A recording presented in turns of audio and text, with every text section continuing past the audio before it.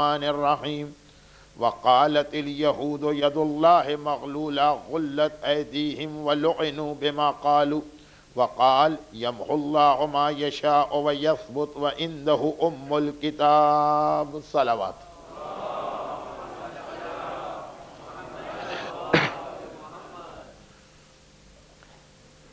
آج سے ہماری مجالس سائنس آف ظہور کے ریفرنس سے ایک دوسرے اور بالکل ڈیفرنٹ فیز میں داخل ہو رہی ہیں، اور آج کی مجلس میں ایک ایسے سوال کا جواب دینے کی کوشش کی جائے گی جو پہلے دن ہی مجھ سے پوچھا گیا تھا کہ مولانا آپ کی اتنی ساری اسٹڈی کا خلاصہ کیا ہے، یعنی اب آپ کتنی سائنس ایسی ہیں جو باقی رہ گئی ہیں جس کے بعد امام آنے والے ہیں. یہ پہلے دن ایک نوجوان نے مجھ سے سوال کیا تھا اور میں نے اس سے کہا تھا کہ اس کا جواب مجالس جب آدھی ہو جائیں گی اس کے بعد آنا شروع ہوگا. لیکن یہ بھی میں یاد دلا دوں کہ آج کی رات شب جمعہ، شب جمعہ پورا سال، اگر ایک سال میں 45 یا 46 شب جمعہ ہوتی لونر کیلنڈر میں، تو سارا سال شب جمعہ 3 چیزیں خاص طور پر ہم کو یاد دلائی جاتی ہیں. نمبر 1، ایوری شب جمعہ ہمیں موت، اپنی موت اور جو لوگ اس دنیا سے گزر گئے ان کی موت کے بارے میں تھوڑا سا ٹائم نکال کے غور کرنا ہوتا ہے، چاہے وہ دعا کی شکل میں ہو، چاہے وہ صدقے اور چیریٹی کی شکل میں ہو، چاہے وہ سورہ جمعہ کی تلاوت کی شکل میں. موت یہ ہر شب جمعہ کا ایک سیٹ اور فکس ٹاپک ہے. نمبر 2، ایوری شب جمعہ زمانے کے امام کو یاد کرنے کا حکم ہے. اور نمبر 3، ہر شب جمعہ شب دعا بھی ہوتی ہے، دعا کی رات. بلکہ جو پہلے 2 ٹاپک ہیں اس کا کنکلوژن بھی دعا ہی پہ ہوتا ہے. اپنی موت کو یا کسی مرنے والے کو یاد کیا اس کے لیے بھی دعا کرنا، زمانے کے امام کو یاد کیا ان کے ظہور کی بھی دعا کرنا اور ان کی سلامتی کی بھی. لیکن وہ اتنی ساری باتیں ایک مختصر سی مجلس میں نہیں آ سکتی. تو اب اگر آپ اپنے ذہن میں یہ رکھیں کہ اس عشرے کی مجالس میں امام زمانہ کا تو ٹاپک ہی ہے، اس لیے شب جمعہ کے علاوہ بھی ساری راتوں میں یہ حق ادا ہو رہا.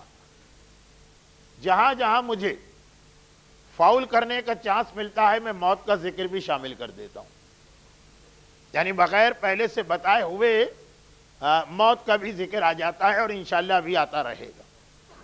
تو بس یہ خیال کرتے ہوئے کہ ایک تیسرا ٹاپک بھی ہے جو پورے سال ایوری شب جمعہ کے لیے اسلام نے سیٹ کر کے رکھا.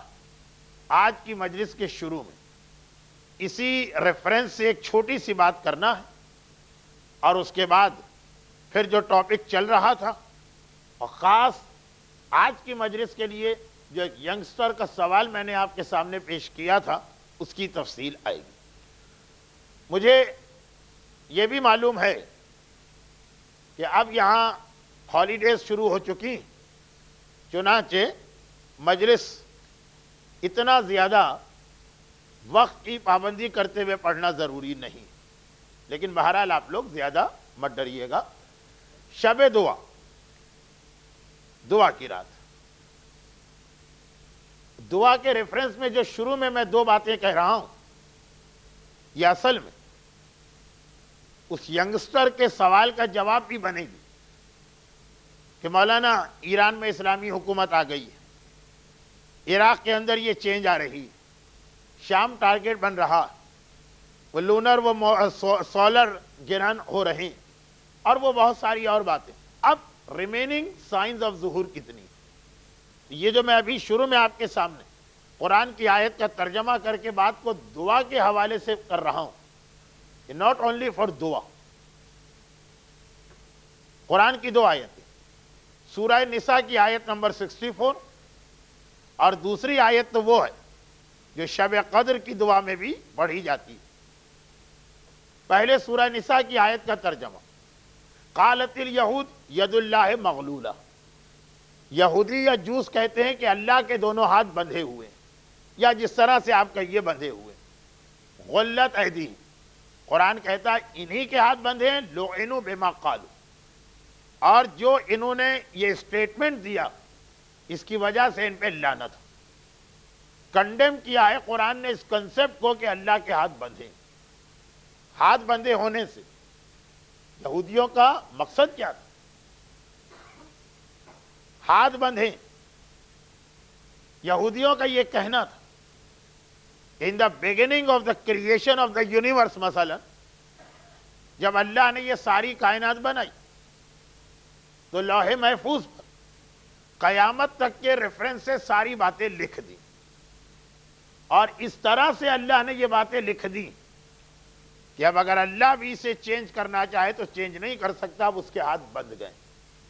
جو ایک بار اس نے ڈیسائیڈ کر دیا، اب اس کے اندر کسی قسم کی بھی وہ ایڈیٹنگ نہیں کر سکتا. مثلا اس نے لکھ دیا کہ یہ آدمی اس دنیا میں بھیجا جا رہا، جو برتھ ہوتی، اس کی ایج ہے 60.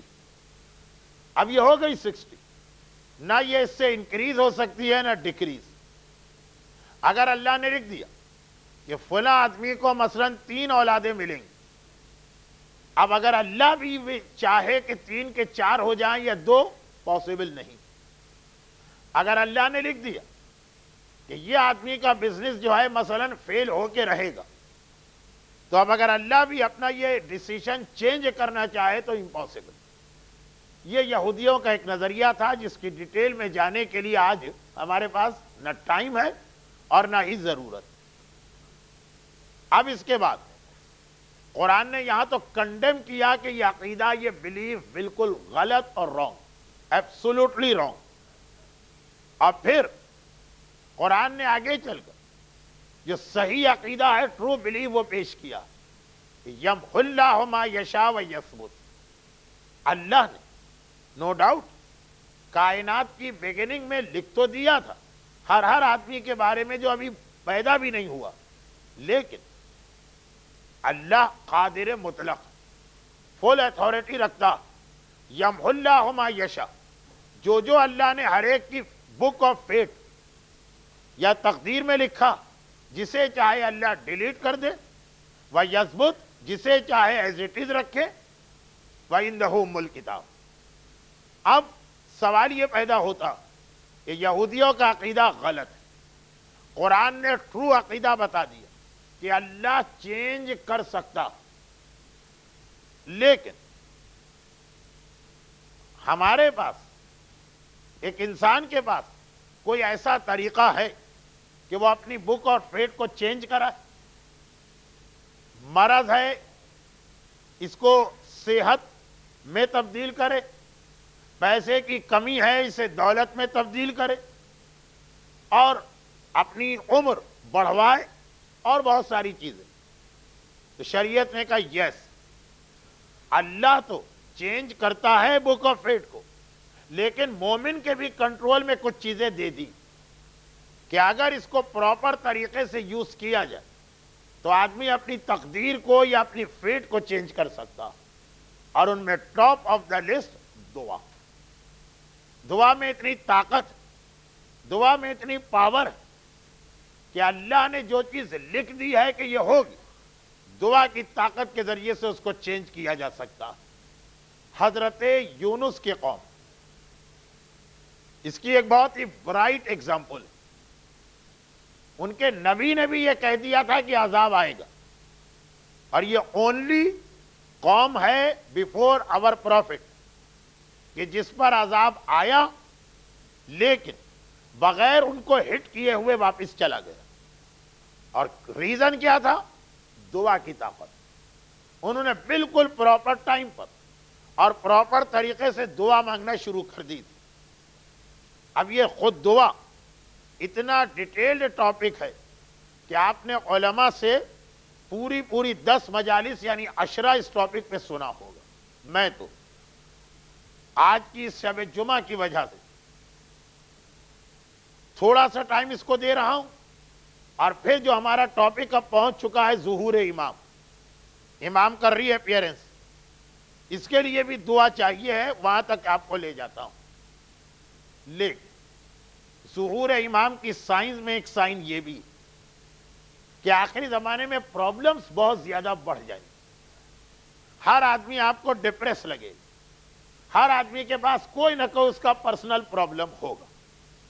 چنانچہ یہ سائن آف ظہور ہے. اس ایٹماسفیئر میں دعا کی طاقت، اس پر بلیو کرنا بھی ضروری ہے. اور ایسی دعائیں جو بکس کے اندر تو لکھی ہیں، عام مومنین اور مومنات کو نہیں معلوم ہے، ممبر کی ایک ذمہ داری ہے یا ڈیوٹی ہے کہ یہ آپ تک پہنچائی جائے.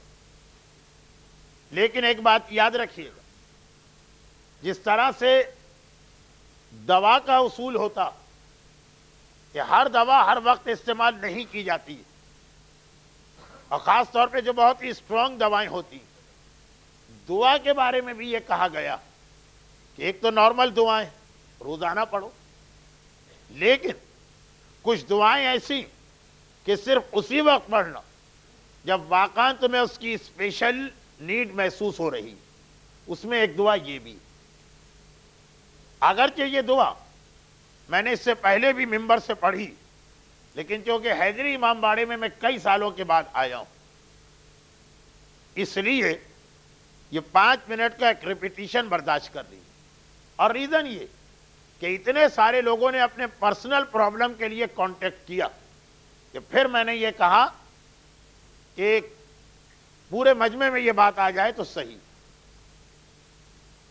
آلدھو شریعت میں اس دعا کا کوئی نام نہیں، اسے دعائے کمیل کا ایک نام ہے، دعائے مشلول کا ایک نام ہے، دعائے جوشن کبیر کا ایک نام ہے، لیکن پبلک نے اس دعا کا ایک نام خود سے رکھ دیا، دعائے نعم البدل، یعنی کسی چیز کے سبسٹیٹیوٹ کی دعا. یہ دعا اس وقت پڑھی جاتی ہے کہ جب آپ کو کوئی لاس ہو جائے اور آپ یہ چاہیں کہ اس کے بدلے میں اس سے بہتر چیز ملے، یا اگر لاس نہ بھی ہو تو جو پریزنٹ کنڈیشن ہے آپ اپنی کنڈیشن اس سے اچھی بنانا چاہیں، لیکن بہرحال اس کے اندر تھوڑا سا پریشانی کا ایلیمنٹ تو ہونا چاہیے، کیونکہ ہر آدمی ویسے نارملی بھی اپنی حالت کو بہتر بنانا چاہتا، نارمل سرکمسٹانسز میں نہیں. اور یہ دعا ہے بسم اللہ الرحمن الرحیم. نہیں، پہلے اس کی ایک چھوٹی سی سٹوری بتا دی جائے. پیغمبر اسلام کی آل ٹوگیدر 9 وائفز تھی، اگرچہ پیغمبر نے شاید مور دین 20 نکاح کیے تھے، مگر ان میں سے کچھ ایسے نکاح تھے کہ ٹوٹ گئے، کچھ میں رخصتی نہیں ہوئی، کچھ میں کچھ اور کمپلیکیٹڈ پرابلمز آ گئے. یہ ایک الگ ٹاپک. 9 وائفز ایسی تھی جو پیغمبر کے ساتھ کچھ عرصے انہوں نے ٹائم پیریڈ گزار، آخر وقت تک رہی، مگر یہ سب کا اسٹیٹس ایکول نہیں. سب سے ٹاپ پر تو حضرت خدیجہ تھی، مگر ان کے بعد سیکنڈ حضرت ام سلمہ. یہ اکارڈنگ ٹو آور بلیف کہ حضرت خدیجہ طاہرہ کے بعد پیغمبر کی سب سے افضل بیوی کا نام ہے جناب ام سلمہ، جو ایک طرف حدیث قصہ کی بھی ایک روایت ان سے، کربلا کے میدان کی مٹی خاک شفا بھی رسول اللہ ان کو دے گئے تھے، اور پھر ان کے اور بہت سارے واقعات. لیکن یہ رسول اللہ کی وائف بعد میں بنی. مکے کے اندر ان کی پہلی شادی ہوئی تھی ابو سلمہ سے، اور وہ بھی ایک بہت ہی انٹرسٹنگ لیکن بہت ہی لینتھی سٹوری ہسٹری کے ٹاپک میں آتی کہ کیسے انہوں نے پہلے ہجرت کی ایتھوپیا یعنی حبشہ، پھر واپس آئیں، کوئی فیملی پرابلم ہو گیا، شوہر کے ساتھ نہیں، سسرال کے ساتھ وہ اسی ایمان اور کفر کے مسئلے پر آخر کار یہ رسول اللہ سے کچھ پہلے ہجرت کر کے مدینے گئیں. ان کے شوہر بھی وہاں آ کے ان کو جوائن کیا, اور پھر ان دونوں کی فیملی کا کوئی آدمی مدینے میں نہیں تھا, اور جنگ احد میں ان کے شوہر شہید ہو گئے. مدینہ آلریڈی ریفیوجیز سے بھرا ہوا تھا, اور اس وقت ان کے شوہر کی شہادت کے بعد کوئی سورس آف انکم نہیں, دونوں کی فیملی میں سے کوئی بھی آدمی مدینے میں نہیں. بچے ان کے بہت سارے تھے, لیکن کوئی بھی اتنا بڑا نہ تھا کہ اس فیملی کو سپورٹ کرتا. چنانچہ انہوں نے اپنے سب سے بڑے بیٹے سے, جس کی ایج 16 یا 17 تھی, یہ کہا کہ مدینے میں جاؤ. یہ مدینے سے باہر رہتی تھی. آج تو خیر قبا پارٹ آف دا مدینہ ہے, لیکن رسول اللہ کے زمانے میں جہاں مسجد قبا, یہ مدینے سے باہر تھا. اور جا کے رسول اللہ سے یہ کہو کہ یہ ہمارے پرابلمز, کوئی دعا بتا دے. جو دعا میں ابھی پڑھ رہا ہوں یہ رسول اللہ نے ان کو بتائی. یہ مفاتیح الجنان میں بھی تعقیبات نماز کے چیپٹر میں, لیکن خالی دعا نہیں بتائی تھی, ساتھ میں ایک جملہ بھی کہا تھا کہ اپنی ماں سے کہنا کہ یہ ایسی دعا کہ جب آدمی کو کوئی لاس ہو اور یہ دعا پڑھے گا تو اللہ نہ صرف یہ کہ اس کو ریکور کرے گا, بلکہ جو پہلی چیز ہے اس سے زیادہ اچھی چیز دے گا. اب نارمل حالات میں تو یہ بات سمجھ میں آتی کہ گاڑی کا ایکسیڈنٹ ہو گیا اور اچھی گاڑی. اب یہ انشورنس کی وجہ سے یہ چیزیں, یہ ایگزامپلس یہاں کی نہیں ہیں, لیکن سن لیجئے. مکان آگ میں جل گیا, اس سے اچھا مکان. بزنس میں لاس ہوا, اس سے اچھا بزنس. مگر عورت بیوہ ہوئی, شوہر دنیا سے گیا, اور رسول یہ دعا دے کے کہہ رہے ہیں کہ اللہ پہلے سے بہتر دے گا. اچھا, اب عرب کی عورتوں میں یہ تو خیر کنسپٹ نہیں تھا کہ ویڈو کو ساری زندگی اسی طرح رہنا, دوسری شادی کوئی پرابلم نہ پہلے تھا نہ آج. لیکن یہ سوچ رہی تھی کہ اتنا اچھا میرا پہلا شوہر, اب اس سے اچھا کہاں ملے گا. یہ 1400 سال پہلے کی تھنکنگ تھی. آج تو ہر عورت یہی کہتی ہے کہ اتنا برا شوہر ہے, اچھا چاہیے. خیر, یہ دعا اس کے لیے استعمال نہ کریں, یہ لیڈیز کے لیے خاص طور پہ ریکویسٹ. اچھا خیر, اب مسئلہ یہ ہے کہ انہوں نے کہا اتنا میرا اچھا شوہر, کیونکہ پرابلم دیکھیے, پیسہ ہو, ویلتھ ہو, نارمل سرکمسٹانسز ہو, اس سے کو تھوڑی پتا چلتا. پرابلم والی لائف دونوں نے گزاری. 2 دفعہ ان کو ہجرت کرنا پڑی. ایک ہجرت پرابلم ہوتا ہے نہ یہ کہ 2 مرتبہ. اور بہت ہی ٹف ٹائم یا ہارڈ ٹائم انہوں نے گزارا. تو شوہر نے اتنا کوآپریٹ کیا کہ کہا اس سے اچھا ہو ہی نہیں سکتا. مگر رسول اللہ کی ایڈوائس تھی کہ دعا پڑھنا, اور یہ بھی خود اپنی ریکویسٹ بھجوائی تھی تو رسول نے دعا بھجوائی. تو اب یہ ذرا انسلٹ لگ رہی ہے کہ رسول اللہ کی دعا نہ پڑھیں, لیکن اس دعا کا رزلٹ یہ نکلا کہ ام سلمہ یہ سوچ رہی تھی کہ میرے شوہر ابو سلمہ سے بہتر کون مجھے ملے گا, اور آخر میں الٹیمیٹلی ان کی شادی رسول اللہ سے ہوئی کہ اس سے بہتر شوہر اس کائنات میں کسی عورت کو کیا مل سکتا.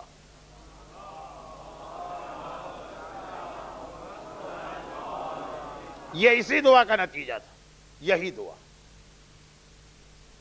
بسم اللہ الرحمن الرحیم, انا للہ و انا الیہ راجعون, اللہم ارزقنی فارجن و مخرجن وارزقنی من حیث احتسب و من حیث لا احتسب. اے خدا, ہم تیری طرف سے آئے ہیں, تیری طرف جائیں گے. ہمارے لیے اس پریشانی سے نکلنے کا کوئی راستہ اور ایگزٹ بنا دے, اور ہمیں رزق عطا کر دے ادھر سے بھی کہ جہاں کے بارے میں ہم گیس کر رہے ہیں یا سوچ رہے ہیں. وَمِنْ حَيْثُ لَا أَحْتَسِبْ, اور وہاں سے بھی رزق عطا کر دے کہ جس کے بارے میں کبھی سوچا بھی نہ تھا. اور یہ یاد رکھیے گا کہ رزق خالی روپے پیسے کا نام نہیں, اولاد بھی رزق میں آتی، اچھا لائف پارٹنر بھی رزق میں آتا، زیارت بھی رزق میں آتی. لیکن یہ جو میں نے ایک بات کہی اب تک کہ چونکہ رسول اللہ نے کہا جو تمہارے ہاتھ سے گیا اس سے اچھی چیز ملے گی، اس لیے گلف میں جب مجلسوں میں یہ دعا پڑھی لوگوں نے اس پہ عمل کیا اور ان کا رزلٹ بہت سامنے آ گیا، تو لوگوں نے خود ہی اس کا نام رکھ دیا نعم البدل، یعنی پرانی چیز سے اچھی چیز والی دعا. مگر پرسنل پرابلمز تو اپنی جگہ. اس وقت ساری مسلم امت کے لیے اور بلکہ مسلم امت بھی غلط تھا. جیسے برادر محترم شبیر حسن علی صاحب نے کہا کہ ساری دنیا کے لیے ہمیں سوچنا. اس وقت جو ہماری پریزنٹ ایک کنڈیشن ہے دنیا کی، ہمیں اس سے اچھی دنیا چاہیے، اور اس سے اچھی دنیا کے لیے اللہ نے ایک طریقہ بھی رکھا، ایک وے ہے، ایک طریقہ ہے کہ یہ دنیا جس حالت میں آج ہے اللہ نے ایسی نہیں بنائی کہ ظالم اس دنیا کا کنٹرول کر رہے ہیں، ہمیں خود بھی نہیں پتا، ہم دوسروں کے ہاتھ میں استعمال ہو رہے ہیں. اس سے اچھی اگر دنیا بنانا تو ایک ہی تو طریقہ ہے نا کہ ہمارے زمانے کا امام اجل اللہ تعالی ظہورہ الشریف فوراً آ جائے. آدم یا کریشن سے لے کے ظہور امام تک یہ دنیا اتنی اچھی کبھی نہ ہوگی جتنا امام زمانہ کی گورنمنٹ کے اسٹیبلش ہونے کے بعد. اور امام زمانہ کی حکومت کب اسٹیبلش ہوگی؟ اس کے لیے کچھ سائنز آف ظہور آئیں. کل والی حدیث میں 12 چیزیں بیان ہو گئیں، آؤٹ آف 15 12 کا بیان ہو چکا کہ جب پیغمبر کی اپنی امت حالت یہ ہو جائے کہ نمازیں ویسٹ کرے، نمبر 2 خواہش نفس پہ عمل کرے، نمبر 3 حرام کھانے لگے، نمبر 4 زکوٰۃ، خمس، چیریٹی، صدقہ ان کے لیے ایک ٹیکس کی طرح سے ایک بوجھ بن جائے، اگر پیمنٹ بھی کریں تو بڑی ناگواری کے ساتھ. نمبر 5 جب حالت یہ ہو جائے کہ امانت کو مال غنیمت کی طرح سے اپنا حق سمجھ کے آدمی ہضم کر دے. نمبر 6 جب شراب کثرت سے پی جائے. نمبر 7 جب پیور سلک کا لباس بہت کثرت سے پہنا جائے. نمبر 8 جب مسجدوں کے اندر شور شرابہ ہنگامہ اور آوازیں بلند کی جائے.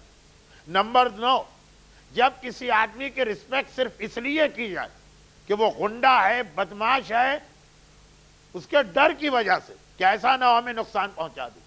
نمبر 10 جب کسی بھی قوم کا لیڈر اس قوم کا سب سے زیادہ ذلیل آدمی کو بنا دیا جائے. نمبر 11 جس وقت ڈانس اور میوزک کے فنکشن مسلمان اور مومن جو ہے ارینج کرنے لگے. نمبر 12 جب مرد اپنی عورتوں کی اطاعت اس حوالے سے کرنے لگے جو ڈیٹیل کل آ چکی. نمبر 13 وَعَصَىٰ أُمَّهُ اطاع الرجل امرأته وعصى أمه. اور حالت یہ ہے کہ اپنی بیوی کی اطاعت تو اتنی زیادہ کی جائے مگر اس لیے نہیں کہ جی وہ ویمن لبریشن، عورتوں کو بھی حق حاصل ہے.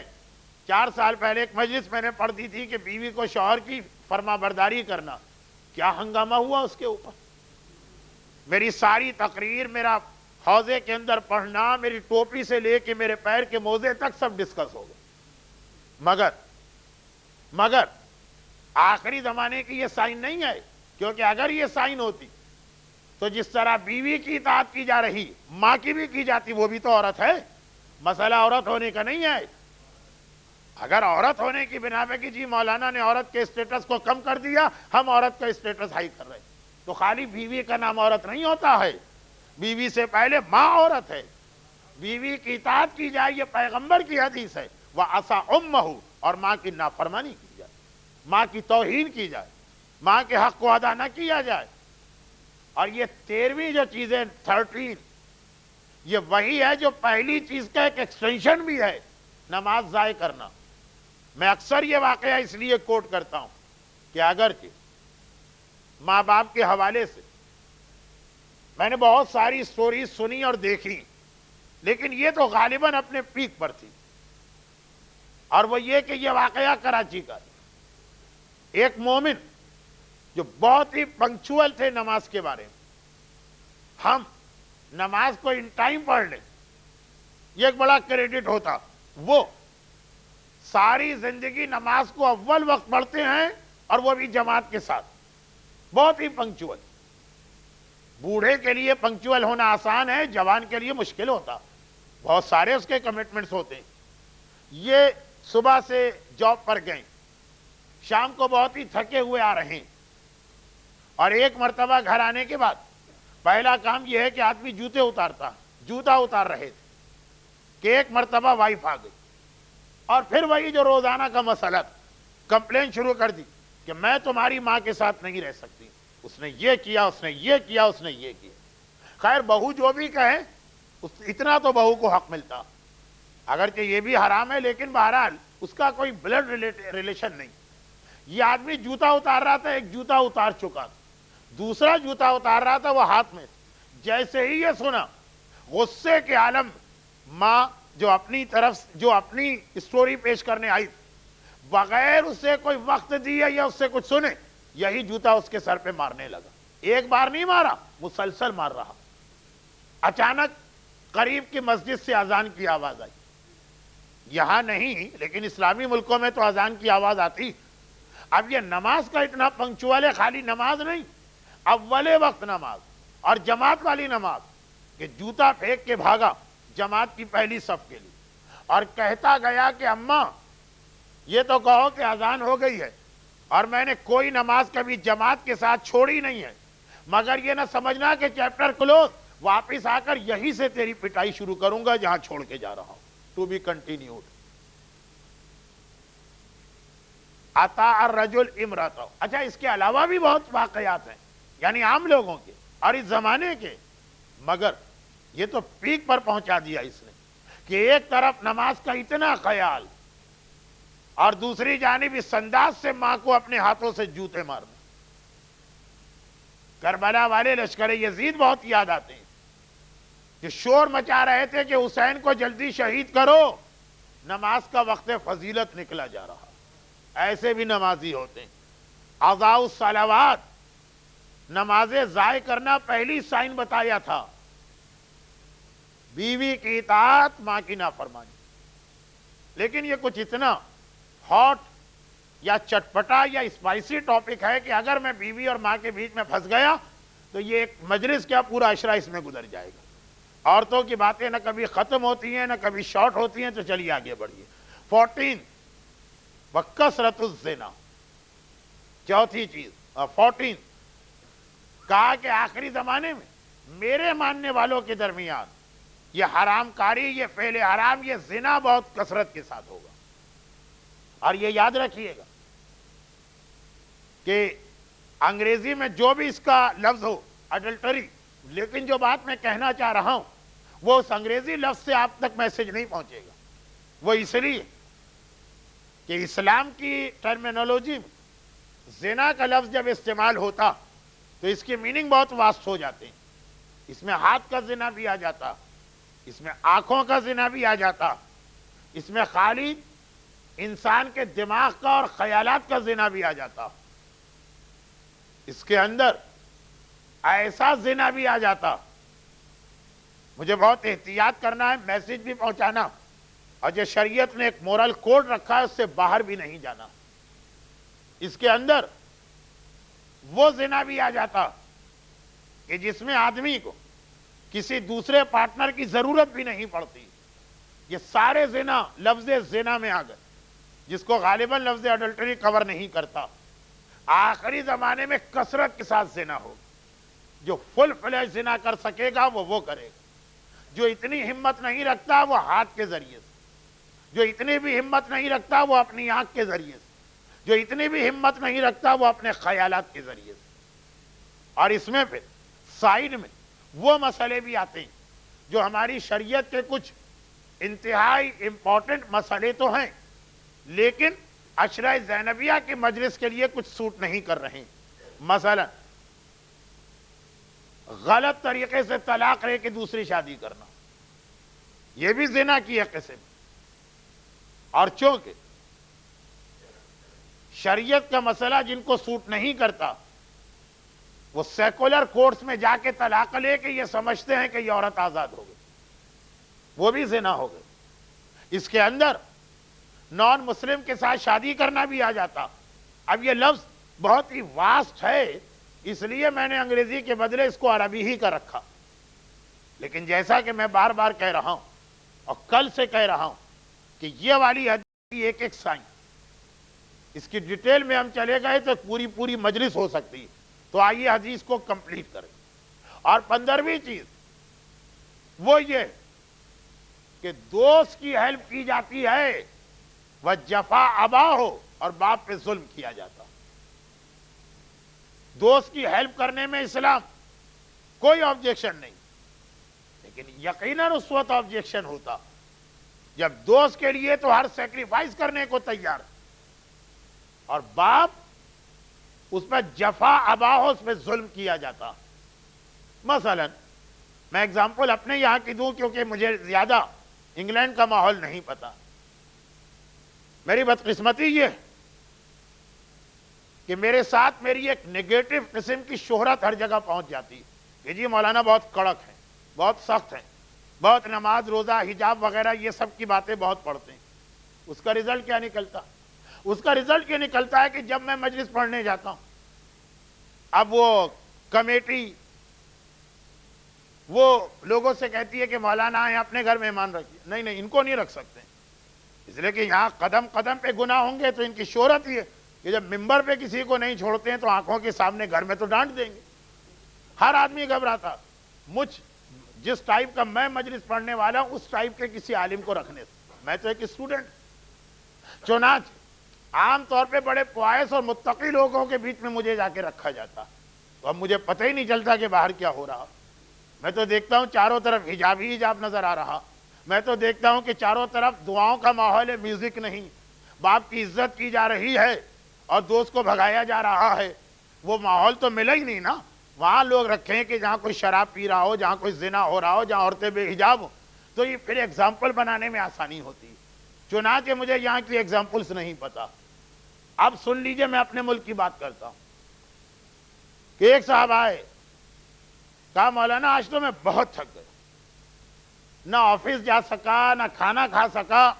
مجھے معلوم ہے کہ یہ یہاں پہ آفس نہ جانا یا جاب پہ نہ جانا امپاسبل، اسی لیے میں نے وہ پہلے والا جملہ کہا تھا کہ ایگزامپل میں اپنے یہاں کی دے رہا ہوں۔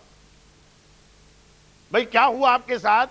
کوئی ایمرجنسی ہو گئی، کوئی بڑا پرابلم؟ کا نہیں، صبح میں آفس جانے کے لیے نکل رہا تھا، یہ انڈیا میں پاکستان میں آج بھی ہوتا، ایک دوست آ گیا اور وہ اپنے ساتھ مجھے کھینچ کے لے گئے، یہاں لے گیا، وہاں لے گیا، وہاں لے گیا، حتیٰ کبھی بالکل نان سینس چیزیں کہ مثلا میچ دکھانے لے گیا، پورا دن اس نے ضائع کر دیا۔ ایسا ہم لوگ بزی رہے کہ نہ کھانے کے رہے، نہ آرام کے رہے، نہ نماز کے رہے، تھک کے چور۔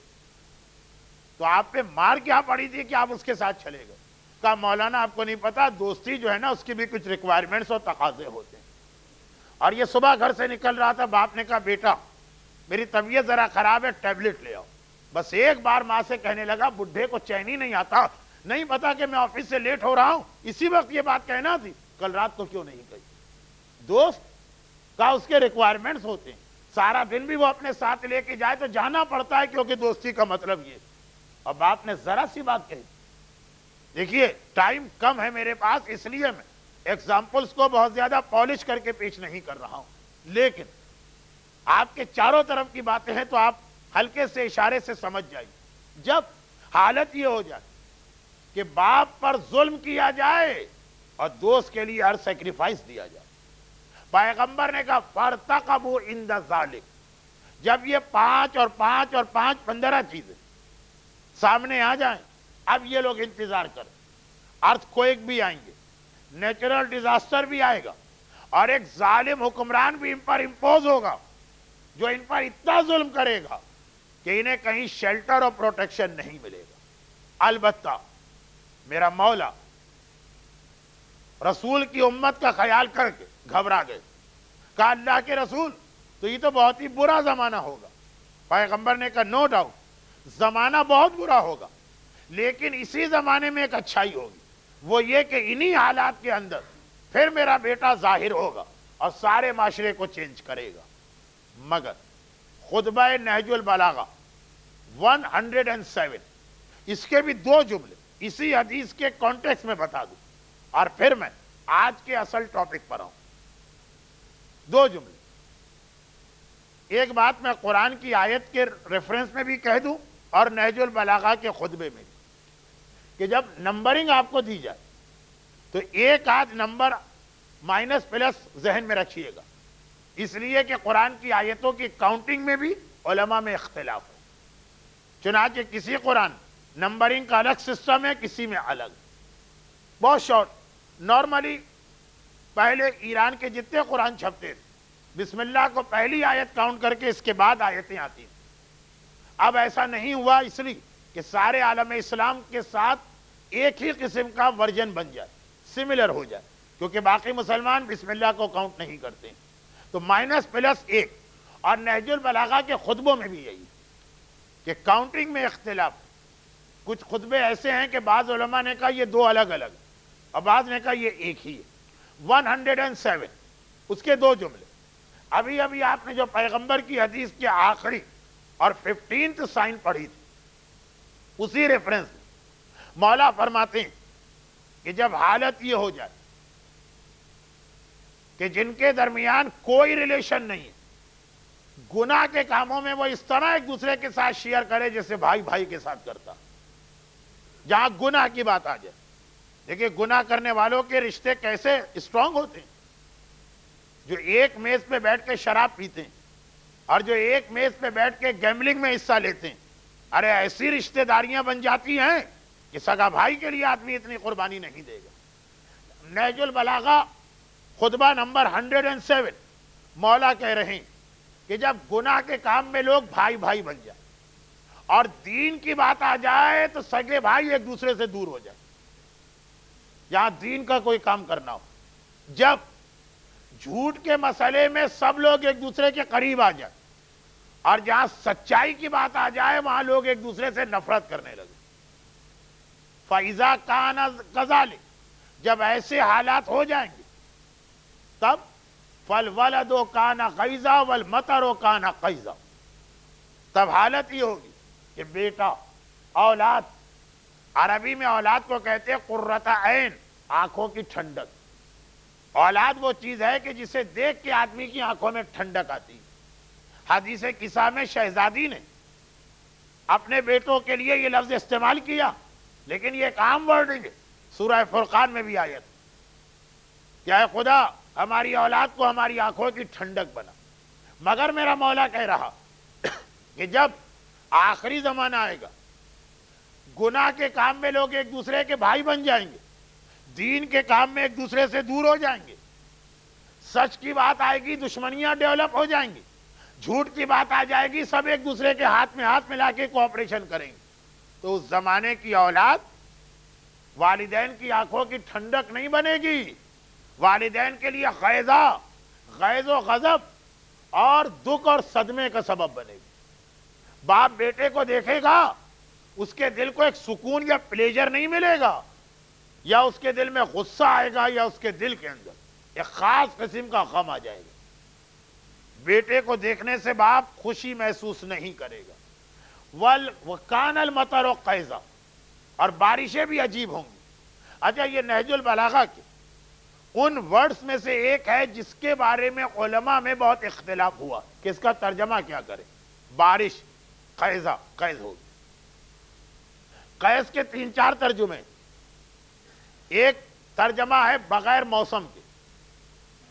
خیر لندن میں تو ہمیشہ ہی بغیر موسم کی بارش ہوتی ہے، لیکن دنیا کے جن علاقوں کے ویدر سیٹ ہے، یہ سمر ہے، یہ ونٹر ہے، یہ رینی سسٹم کا، یہ سارے ویدرز کا نظام بگڑ جائے گا اور بارشیں بغیر موسم کے ہوا کریں گی.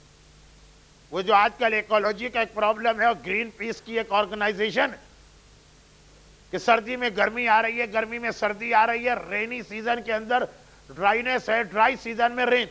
ایک ترجمہ یہ بھی اور بہت پرانا ہے، جب یہ پرابلم تھا بھی نہیں. ایک ترجمہ یہ کہ بارش کا ایک کیریکٹرسٹک کم از کم ہمارے ملکوں میں یہ ہوتا، یا عرب میں یہ ہوتا ہے کہ جب بارش ہوتی تو اس کے بعد ٹیمپریچر گر جاتا. قیس کا ایک ترجمہ ہے کہ نہیں، بارش ایسی ہوگی جو ٹیمپریچر کم کرنے کے بجائے گرمی کو اور بڑھا دے گی. اب اسی لیے بعض علماء نے آج کے حالات سے پہلے ہی کہہ دیا تھا کہ ایسا لگ رہا ہے کہ یہ بارش بھی، یہ پانی والی بارش نہیں ہے جو آپ نے ابھی ٹیلی ویژن کی اسکرین پر عراق میں ایک بارش دیکھی تھی، آگ کی بارش. جو افغانستان میں آپ نے لاسٹ ایئر وہ سارے سینز دیکھے اس کو بھی بارش کہا جائے. وہ بموں کی بارش، وہ گیسز کی بارش، وہ آگ کی بارش. کان المطر و قیضا، کہا کہ بیٹا اپنے باپ کے لیے پلیجر کا سبب نہیں بنے گا. بیٹے کو دیکھ کے دل میں ایک سویٹنس نہیں آئے گی، گریف، سورو، غم، غصہ آئے گا. اور بارشیں یا بغیر موسم کی ہوں گی یا ایسی بارشیں ہوں گی جو ٹیمپریچر گرائیں گی نہیں، کیونکہ پانی کی بارش ٹیمپریچر گراتی ہے. یہ بارشیں وہ ہوں گی جو ٹیمپریچر کو بہت زیادہ رائز کر دے گی. یہ آگ اور بموں کی بارش ہوتی. مگر یہ ساری حدیثیں، یہ بیٹے کی وجہ سے میں نے اتنا سا خطبہ پڑھا، کیسا ہو جائے گا بیٹا، مگر یہ ساری حدیثیں اپنی جگہ. ایک بہت ہی امپورٹنٹ سوال اس کے بعد آ رہا، اور وہ سوال کا ریپلائی قرآن کی اس آیت سے ہے جو میں نے دعا کے ریفرنس میں پڑھی.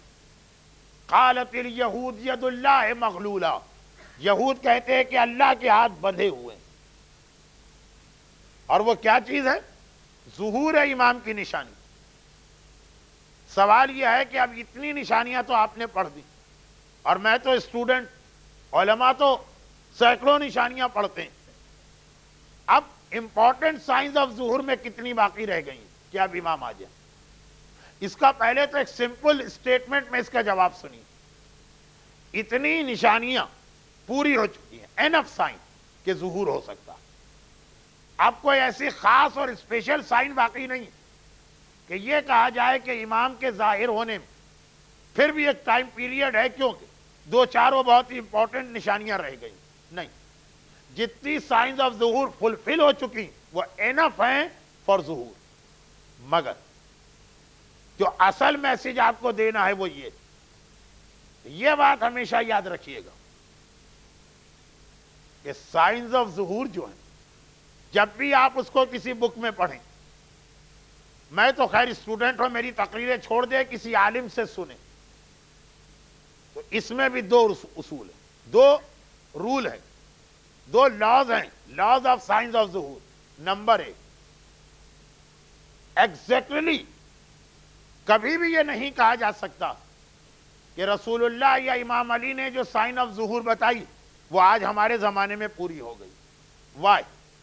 ایگزیکٹلی کیوں نہیں کہا جا سکتا؟ کیوں نہیں کہا جا سکتا؟ اس کا ریزن یہ کہ مینی سائنس آف ظہور ایسی ہیں جن کا ریپیٹیشن ہو چکا ہے اور ابھی کئی مرتبہ اور ریپیٹ ہونے کے چانس. ہمیں کیسے پتا چلا؟ فار ایگزامپل، سائن آف ظہور کے اندر جس کو آپ 100% شیور قسم کی سائن کہیں گے، ڈسٹرکشن آف بغداد. بغداد 140 ہجرہ کے قریب بلٹ ہوا ہے. بغداد کوئی پرانا سٹی نہیں ہے ڈمسکس کی طرح سے. بغداد ایک بالکل نیا شہر ہے، جیسے پاکستان میں اسلام آباد، جیسے آسٹریلیا میں کیمبرا. بالکل ایک نیا شہر پرپزلی بلڈ کیا گیا. اراؤنڈ 140 ہجرہ بغداد بنا تھا. مولا کی شہادت 41 ہجرہ میں ہوئی، یعنی ایک سینچری پہلے. نہج البلاغہ کے خطبات میں بھی اور اس کے علاوہ بھی مولا نے بغداد کی تباہی بتائی. ابھی بغداد نام کا کوئی سٹی دنیا کے میپ پر ایگزسٹ کرتا بھی نہیں. اب مولا نے بغداد کی طرف کئی ریفرنسز دی اور کہا کہ اس کو تباہ ہونا. لیکن جس دن بغداد بلٹ ہو رہا تھا، اس کے بعد تو یہ والی سائن بہت ہی زیادہ ریپیٹڈلی امام کی زبان پہ آ گئی کہ بغداد تباہ ہوگا. وائی؟ کیونکہ بغداد کی جو کنسٹرکشن ہو رہی تھی اسی وقت یہ کہنا ضروری تھا. بغداد بغداد جب بنایا جا رہا تھا تو منصور جو بغداد کا بلڈر ہے اس نے جسے کانٹریکٹ دیا تھا بغداد بنانے کا، یہ چھوٹا سا کسی کا گھر نہیں بن رہا ہے، پورا ایک سٹی. تو پہلے زمانے میں ہمیشہ پہلے سٹی وال بنائی جاتی تھی، اس کے بعد پھر شہر اس کے اندر بنایا جاتا تھا. تو آرڈر کیا تھا اس کا کانٹریکٹر کو یا بلڈر کو کہ دیکھو بغداد جو بنا رہے ہو تو بلڈنگ مٹیریل میں پانی استعمال نہیں کرنا. اس نے کہا یہ امپاسبل، ہمیں کوئی فلٹ، کوئی لیکویڈ، کوئی سیال چیز چاہیے بلڈنگ مٹیریل کو ملانے کے لیے. کہا وہ میں دیتا ہوں، پانی نہیں. پھر کیا چیز؟ سادات کرام کا خون. اور یہ فرسٹ جنریشن والے سید ہیں، یعنی ان میں سے ہر ایک ڈائریکٹ امام کا ریلیٹو، فرسٹ جنریشن. کوئی بیٹا ہے، کوئی بھتیجا ہے، کوئی بھانجا. اور روزانہ مدینے کے اندر میسج جاتا ہے منصور کا کہ آج 50، 100، 200، 500 جتنے ریکوائرمنٹ اتنے سید پکڑ کے یہاں پہنچا دو. روزانہ صبح کو وہ کانٹریکٹر یا بلڈر سے پوچھا جاتا کہ آج تمہیں کتنی یہ وال بنانا. وہ کہتا ہے مثلا 500 فٹ. کتنا اس کے لیے خون چاہیے ہوگا؟ اس نے کہا 20 آدمی ہوگا. پریزن یا جیل سے 20 سید لائے جاتے ہیں. سادات کرام نے اس اسلام کے لیے اتنی قربانیاں دی کہ واقعاً آپ کے بزرگ جو سیدوں کا احترام کرتے تھے اور اس سے ان کو جو برکتیں بھی ملتی تھی. میں خود سید نہیں ہوں، یہ مت سمجھیے کہ میں اپنے لیے کوئی بات کہہ رہا ہوں. میں جو اس وقت ایک چینج دیکھ رہا ہوں وہ ایک چیز میں نہیں ہے، وہ ہر چیز میں آ رہی. اور اس کے بعد لوگوں کی کمپلین کہ مولانا برکت نہیں رہی، مولانا پیس آف مائنڈ نہیں رہا، مولانا پیسے بہت ہو گئے، لگژری بہت ہو گئی، لیکن زندگی میں وہ سکون نہیں ہے جو 30 سال پہلے تھا. خود ہی غلطی کرتے ہو اور خود ہی کمپلین کرتے ہو. کچھ چیزیں ایسی ہیں کہ قبر اور آخرت چھوڑیے، دنیا میں اس کے بینیفٹ آدمی کو ملا کرتے تھے اور آپ کے بزرگوں نے اپنی آنکھوں سے دیکھے. سادات کرام کا احترام کرنے والے بزرگ یا آپ کے باپ ہوں گے یا دادا ہوں گے، ان سے پوچھئے کتنی برکتیں وہ دیکھتے تھے. خیر میں کہیں اور جا رہا ہوں، واپس آتا ہوں. کا 20 سید چاہیے ایک آدمی کی باڈی سے، جتنا خون نکلتا ہے اس کے حساب سے. لیکن ہوا کیا بھئی، یہ تو ایک رف کیلکولیشن ہے نا. 19 سیدوں کی گردن کاٹ کے جب خون کنٹینر میں جمع کیا گیا تو پتا چلا کہ 19 یا 18 کے خون یا بلڈ سے کام چل جائے گا. 10 کنٹینر چاہیے تھے، وہ 10 کنٹینر بھر گئے. ابھی 2 سید باقی بچے. تو ایک کامن سینس کیا ہے کہ اچھا ان کو واپس لے جاؤ، کل لے کے آ جانا. نہیں، منصور نے ایک عجیب جملہ کہا کہ ہم جو چیریٹی میں دے دیتے ہیں پھر واپس نہیں لیتے. اس کو چیریٹی سمجھ رہا ہے، اس کو ایک بڑی نیکی سمجھ رہا. کیا کریں؟ کہا یہ واپس تو نہیں جائیں گے، مگر ان کے خون کی بھی ضرورت نہیں، کنٹینر سارے فل ہو گئے. کہا ان کو اسی طرح زندہ دیوار میں کھڑا کر دو اور ان کے چاروں طرف دیوار بنا دو. قبر میں اگر کوئی آدمی زندہ ہو تو اس میں کیا گزرے گی، وہ موت کیسی ہوتی ہے.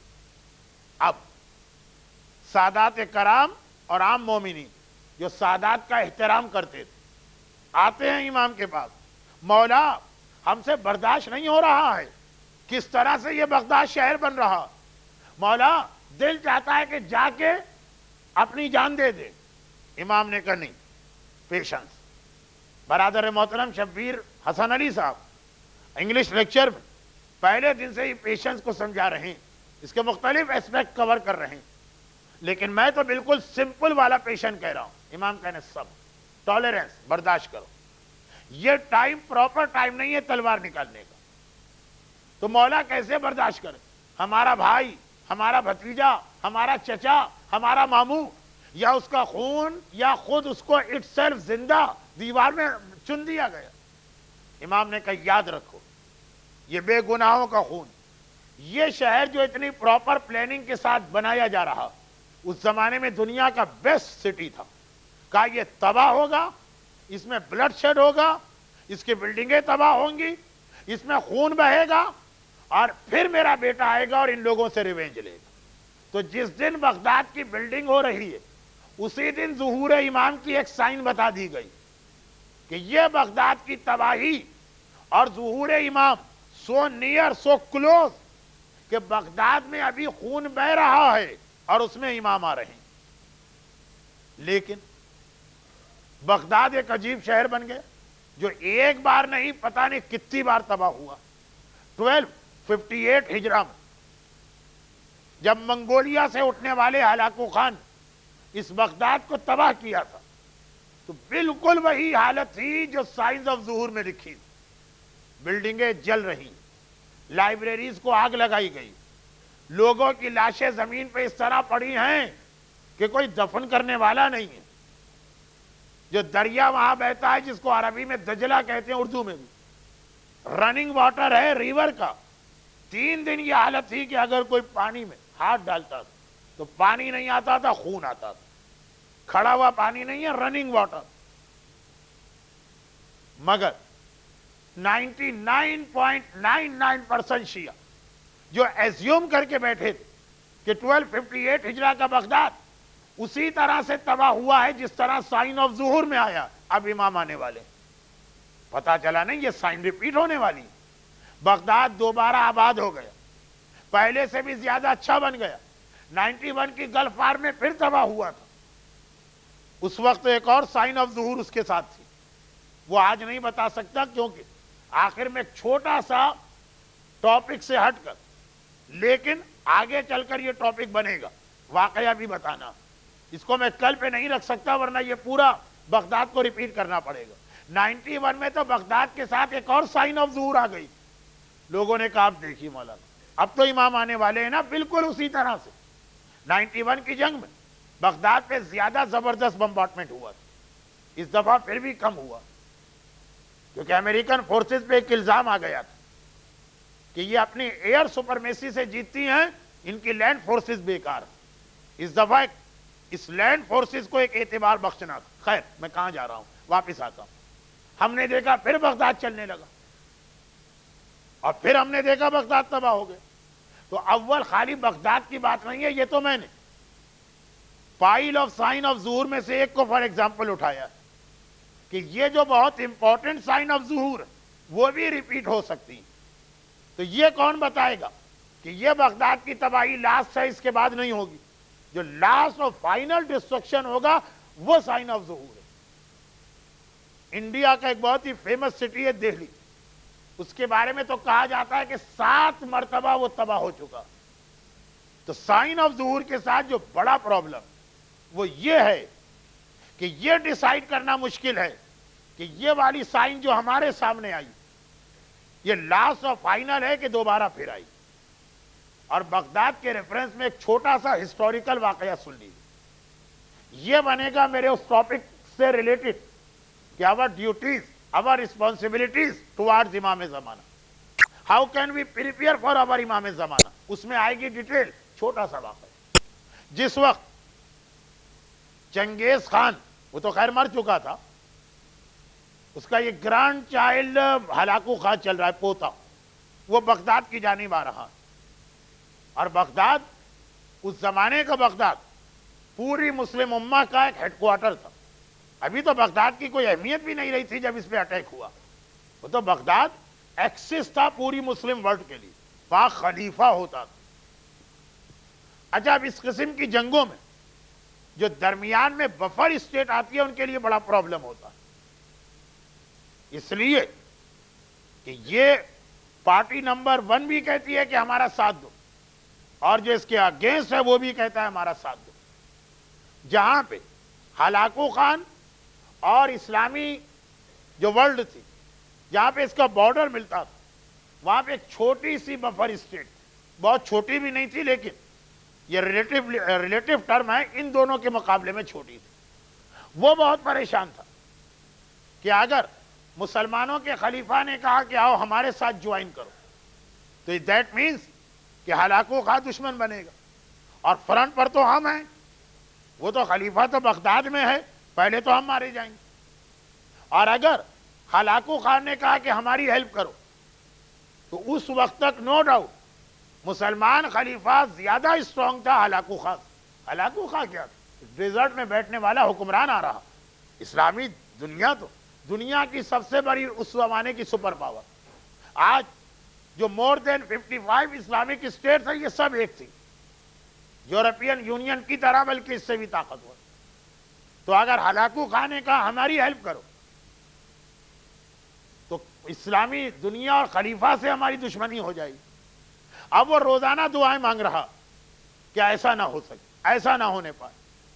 مگر ایک دن جب وہ دربار میں پہنچا تو اسے میسج ملا کہ آج دونوں کے ایمبیسڈر آئے. بغداد کے خلیفہ کا ایمبیسڈر بھی آیا ہے اور ہلاکو خان کا ایمبیسڈر بھی. اب تو اس کی جان نکل گئی. اب میں کیا کروں؟ ابھی تک تو یہ دعا مانگ رہا تھا اور سمجھ رہا تھا کہ شاید یہ نہ ہو, لیکن ہو گئے. اب میں کیا کروں؟ ریفیوز بھی نہیں کر سکتا, یہ تو سب سے بڑی انسلٹ ہوگی. چنانچہ مجبوراً کیا کرے, کچھ چوائس ہی نہیں. تو اچھا بلا کے لاؤ. دونوں نے اپنے اپنے حاکم یا حکمران کا لیٹر دیا اور کہا کہ ہمارے حکمران نے آپ سے ہیلپ مانگی ہے. اب تو بالکل ہی کوئی جسے کہتے ہیں رے آف ہوپ, امید کی ایک کرن بھی نہ رہی. اب تو میں مر گیا, کس کی ہیلپ کروں اور کس کی نہ کروں. مگر جب یہ لیٹر پڑھے گئے ایک مرتبہ خوشی سے قہقہہ لگانے لگا کہ میرا پرابلم بھی سالو ہو گیا, دونوں کی مدد. جیسے برادر شبیر حسن علی صاحب یہ بتا رہے تھے کہ اس وقت خالی اپنی ذات کو نہیں سوچنا ہے, مسلم امہ کو سوچنا. اب دیکھیے ہلاکو خان نے کہا تھا کہ میں جا رہا ہوں اٹیک کرنے بغداد پر, مجھے اتنی آرمی چاہیے, اتنا آرمز اینڈ ایمونیشن چاہیے, یہ سب پرووائڈ کرو. یہ اس کے پاس ہے, دے سکتا. مگر عباسی خلیفہ بھی اگر مانگے گا تو کیا کروں؟ جب دوسرا خط پڑھا گیا تو عباسی خلیفہ نے کیا لکھا تھا؟ مجھے تمہاری ہیلپ چاہیے. میں نے سنا تمہارے علاقے کے اندر ڈانسنگ گرل اور سنگرز جو ہیں بہت اچھی ہوتی ہیں. بغداد والی تو ساری اتنی بار ان کو دیکھ لیا کہ اب تو ان کے چہروں سے الرجک ہونے لگی. جو لوگ اپنی بیویوں کے بارے میں کہتے ہیں, آج کل بیویوں کے بارے میں کم کہتے ہیں, بیویاں شوہر کے بارے میں زیادہ کہتی ہیں کہ باہر دفع ہو جاؤ, اتنے سالوں سے دیکھ رہے ہیں, اب تو تمہارا چہرہ دیکھ کے غصہ آتا. اچھا خیر, تو خلاصہ یہ کہ نہیں چاہیے. سنا اب یہ علاقہ جو تھا کاکشیا کا علاقہ اور روس کا علاقہ جہاں واقعاً کہا جاتا ہے بڑی خوبصورت عورتیں ہوتی تھی, کہا یہ بھیجواؤ. دشمن سر پہ کھڑا, آرمز اینڈ ایمونیشن لے کے آ رہا. اس وقت بھی مسلمان کو فکر یہ ہے کہ نئی سنگر سننے کو مل جائے اور نئی ڈانسنگ گرل کا ڈانس دیکھنے کو مل جائے. جب اس طرح سے دشمن سر پہ کھڑا اس وقت بھی آنکھیں نہ کھولے تو ایسی ہی تباہی آنا چاہیے جیسے اس وقت بغداد پہ آئی. لیکن مور اور لیس کیا آج یہی ہماری سٹوری نہیں؟ ہارڈلی بلو دین 1% ہوں گے جو جا کے کوئی جہاد کر رہے ہیں, جنگ کر رہے ہیں. ہم تو اسی میں کھوئے ہوئے. گانا, فلمیں, ٹی وی ڈرامہ, اسی طرح سے پیسے کا چکر, اسی طرح دولت کا مسئلہ. اب کبھی ہاتھ اٹھا کے خدا سے کہتے ہیں کہ مسلمانوں کی حفاظت کر. اس طرح نہیں ہوتی حفاظت جب تک کہ اپنے آپ کو چینج نہ کیا جائے اور اپنی ڈیوٹیز انسان انجام نہ دے. وہاں بھی ہم نے دیکھا کہ اتنا بلڈ شیڈ کیوں ہوا کہ دشمن اپنے گھر سے چل چکا ہے پھر بھی اسے ڈانس اور میوزک کی لگی. اور ہماری بھی یہی کیفیت. دشمن اپنے گھر سے نکل چکا ہے, بالکل centre of the Islamic kingdom میں بیٹھ گیا ہے, مگر ہر آدمی اپنی دنیا میں لگا ہوا. آج بھی اگر ایام ازا کے بعد شادیاں ہوں گی وہی مکس گیدرنگ ہوگی, وہی میوزک ہوگا, وہی مختلف قسم کے طریقے اختیار کیے جائیں گے جو 100% ویسٹرن کلچر ہے. وہاں جو ہوتا ہے ہوتا رہے, ایک آدھ مرتبہ دعا کر لیں گے بس. جب ایسا ہوتا ہے تو ایک دن نہ صحیح, 2 دن نہ صحیح, الٹیمیٹلی مسلمان جہاں پہ ہے وہاں مصیبت آئے گی, چاہے وہ یورپ ہو چاہے وہ امریکہ ہو. نہ کانسٹیٹیوشن کام آئے گا, نہ لا کام آئے گا, نہ ہیومن رائٹس کام آئیں گے اگر ابھی بھی آنکھیں نہ کھلیں. اور امام بھی نہیں آئیں گے کیونکہ امام پریپریشن مانگتے ہیں. اس کی تفصیل اب باقی مجلسوں میں آئے گی, آج میں نے بہت ٹائم آپ کا لے لی.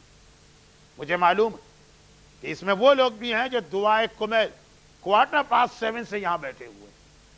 تو آخری جملے بس کہ امام پریپریشن مانگتے ہیں, ایسے نہیں آ جائیں گے. اور جب تک ہم اپنے آپ کو ویسا چینج نہیں کریں, خالی دعا سے کام نہیں چلے گا. لیکن آخری جملے میں نے 2-3 دفعہ ریپیٹ کر کے ایسے کہہ دی کہ مجھے ڈر لگ رہا کہ ایسا نہ ہو کہ ان جملوں سے پھر یہ امپریشن بنے کہ دعا از نتھنگ یا دعا از اے نان سینس تھنگ.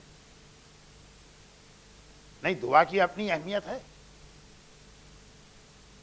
اور اتنی اہمیت ہے کہ کربلا کے واقعے میں بھی جگہ جگہ دعائیں مانگی گئی. کربلا میں خالی دعائیں نہیں مانگی گئی ہیں, جو آخری پوائنٹ میں نے کہے دونوں جمع کر رہا ہوں. دعا کی اہمیت بھی بتائی گئی اور وہ وے بھی بتایا گیا جس سے دعا قبول ہوتی ہے. وہ کیا وے ہے؟ وہ میوزک نہیں ہے, وہ ڈانس نہیں ہے, وہ کیبل ٹیلی ویژن نہیں ہے, وہ پاؤنڈ اور ڈالر کا چکر نہیں ہے. وہ یہ کہ خیال کرو اپنے چاروں طرف مسلمانوں کا, کوفے کا بازار ہے, اور ایک بار ابن زیاد کا آرڈر آتا کہ آئے عمر سعد یہ قافلے کو راستے میں روک لو. عمر سعد کو انعام ریوارڈ لینے کی جلدی. وہ کہتا ہے ڈیلے کیوں کیا جائے؟ کہا 2 ریزن ہیں. ایک ریزن آج سنیے, ایک ریزن بات کی کسی مجلس میں. کہا پہلا ریزن یہ کہ جس طرح تم تیزی سے ان سیدانیوں کو لے کے جا رہے ہو, میرے دل کو سیٹسفیکشن نہیں مل رہا. میرا دل چاہتا ہے اچھی طرح کوفے والے رسول کی بیٹیوں کا تماشا دیکھیں. روک دو قافلہ بیچ میں, سارا کوفہ یہ منظر دیکھ لے, پھر آگے چلانا. اب علی اور فاطمہ کی بیٹیاں اونٹوں پہ سر جھکائے اس طرح بیٹھی کہ بالوں سے چہرہ چھپایا, چاروں طرف کوفے کے وہ نامحرم جو خالی دیکھ ہی نہیں رہے, آوازیں بھی کس رہے ہیں. مگر کہیں کہیں کچھ سنسیئر مومن بھی ہیں جن کو پتہ ہی نہیں کہ کیا ہو رہا. زینب کا اونٹ جس مکان کے قریب جا کے رکا, وہ ایک مومنہ ام حبیبہ کا مکان ہے. اسے نہیں معلوم کہ یہ کون لوگ ہیں.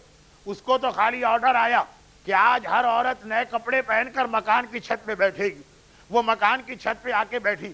اس نے دیکھا میرے قریب جو اونٹ ہے, سفید بالوں سے سر چھپائے کوئی بیوی بیٹھی, اور ان کی گود میں ایک چھوٹی سی بچی ہے جس کے رخسار پہ تماچوں کے نشان ہیں, جس کے کانوں میں خون جمع ہوا نظر آ رہا. بچی چہرہ اٹھاتی, پھوپھی اماں یہ تو بھرا بہت بڑا شہر ہے, کیا یہاں بھی کوئی مجھے پانی پلانے والا نہ ملے گا؟ کیا یہاں بھی میں پیاسی رہوں گی؟ زینب تو کیا جواب دے.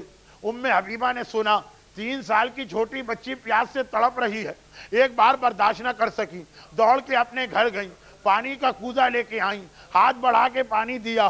سکینہ نے پانی لے لیا, پانی پینا چاہتی ہے. ام حبیبہ کی آواز آتی ہے کہ اے بچی جب پانی پی لے تو میرے لیے 2 دعائیں کرنا, کیونکہ میں نے سنا ہے خدا تم جیسے یتیموں اور قیدیوں کی دعا بہت جلد قبول کرتا ہے. ہائے, سکینہ بہت چھوٹی تھی مگر مشکل کشا کی پوتی تھی, پیاسی ہے لیکن پھر بھی پانی کا کوزہ ہٹا دیا منہ سے. میں پہلے تیرے لیے دعا کروں گی, پھر پانی پیوں گی. بتا تیری دعا کیا؟ کہا پہلی دعا یہ کہ خدا میرے بچوں کو تیری طرح سے یتیم و قیدی نہ بنائے. ہائے سکینہ ننھے ننھے ہاتھ پھیلائے, آسمان کو دیکھا, خدا بندہ میرے بابا کے کٹے سر کا واسطہ, میرے چچا کے قلم شدہ بازوؤں کا واسطہ, جیسی یتیمی اور قید سکینہ پہ آئی ہے اس مومنہ کے بچے محفوظ رہیں. اور ہاں تیری دوسری دعا کیا ہے؟ کہا بس اب بہت بوڑھی ہو گئی ہوں, دوسری دعا یہ ہے کہ مرنے سے پہلے ایک بار مدینے کی زیارت کا موقع مل جائے. ادھر سکینہ دعا مانگ رہی, ادھر زینب نے اپنے شہر کا نام سنا, چونک کے دیکھا. مدینے کیوں جانا چاہتی ہے؟ کہا مدینہ میرے آقا علی کا شہر, میری شہزادی فاطمہ کا وطن. زینب نے کہا لیکن اب نہ تو علی ہیں نہ فاطمہ ہیں. وہ ام حبیبہ کہتی ہے تو کیا ہوا؟ علی کا بیٹا میرا آقا حسین تو ہے, فاطمہ کی بیٹی میری شہزادی زینب تو ہے. اپنا نام سنا؟ کہا زینب. زینب کیا خالی نام سنا ہے کہ زینب کو پہچانتی بھی ہے؟ ام حبیبہ کہتی ہے ارے کیسی باتیں کرتی ہو، اب تو بوڑھی ہو گئی، ورنہ پہلے ہر سال اپنی بیوی کی زیارت کو جاتی تھی۔ بھلا میں اپنی شہزادی کو نہ پہچانوں؟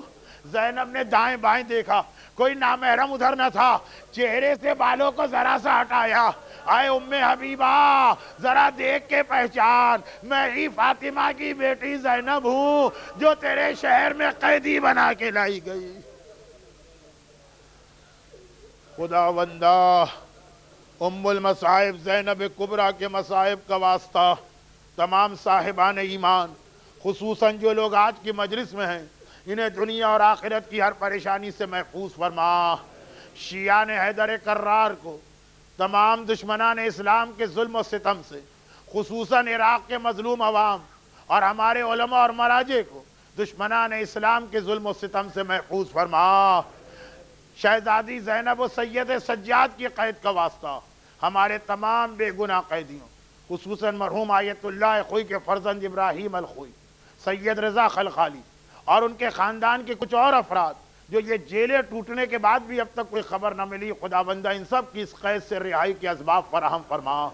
آج کی شب جمعہ کا واسطہ اور کربلا کے شہیدوں کا طفیل ہمارے تمام مرحومین، خصوصاً جو لوگ آج آئے ہیں، ان کے خاندان کے مرحومین کی مغفرت فرما۔